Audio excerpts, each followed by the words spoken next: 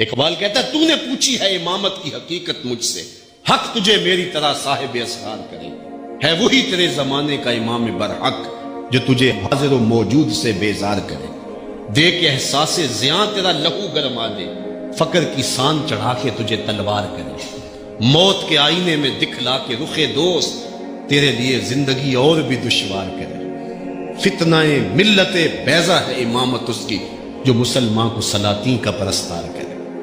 حضور کی خدمت میں ایک شخص حاضر ہوتا ہے اور عرض کرتا ہے انی احبو کا، حضور میں آپ سے پیار کرتا ہوں۔ طبرانی نے اپنی موجم میں اس روایت کو لکھا ہے۔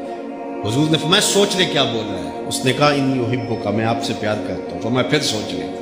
اس نے کہا حضور میں آپ سے پیار کرتا ہوں۔ فرمایا فاستعد للفاقہ، اگر مجھ سے پیار کرتے ہو پھر دکھوں کے لیے تیار ہو جاؤ۔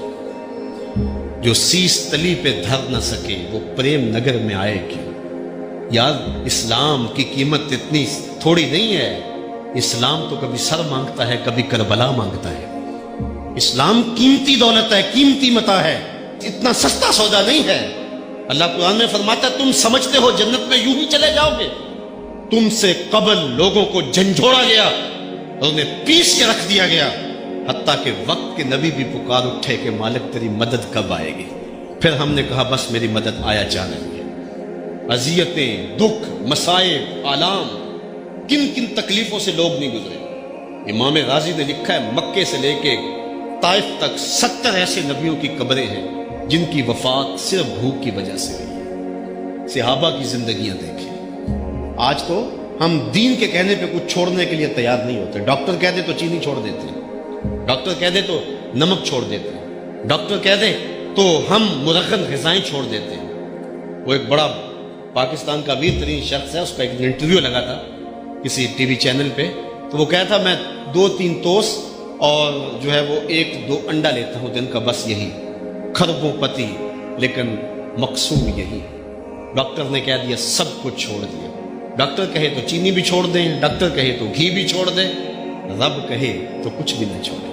وما قدر اللہ حق قدرہ، اللہ کی قدر کا لوگوں نے حق ہی نہ جانا، تو پھر دین اتنا ہی بے توقیر ہے، اتنا ہی بے قیمت ہے کہ ڈاکٹر کے کہنے پہ چھوڑ دو، رب کے کہنے پہ نہ چھوڑو، یہ کیسے ہو سکتا ہے؟ تو جب تم اس کے ہو جاؤ گے تیرے ہندیاں سندیاں محبوبہ میں کافر ہوں جے میں ہوں، جب اپنا آپ مٹاؤ گے تو پھر دیکھو۔ اقبال کہتا ہے نا کہ جب شکوے کی زبان کھولتا ہے اس وقت کہتا ہے کہ برق گرتی ہے تو مسلمان کے کاشانہ پہ، اور اوروں کے لیے حور و قصور، مومن کے لیے فقط وعدہ حور، تو پھر جواب آتا ہے کہ تم میں کوئی حوروں کا چاہنے والا ہی نہیں، جلوائے طور تو موجود ہے کوئی موسیٰ ہی نہیں۔ کوئی ہو تو صحیح، کوئی وہ جذبے لے کر کے آئے، کچھ سب کچھ برباد کر دینے کے لیے، سب کچھ چھوڑ دینے کے لیے آمادہ تھے ہو۔ اگر بدر میں 313 لوگوں کو رب نے فتح کا تاج پہنایا اور اس دن کو میرے رب نے یوم فرقان کہہ کے پکارا، تو ذرا دیکھو تو صحیح، یہ سارے گھر بار نہیں چھوڑ کے آگے تھے، بچے چھوڑ آئے، بیویاں چھوڑ آئے، ماں باپ چھوڑ آئے، وہ لوگ تھے جنہوں نے سب کچھ قربان کر دیا۔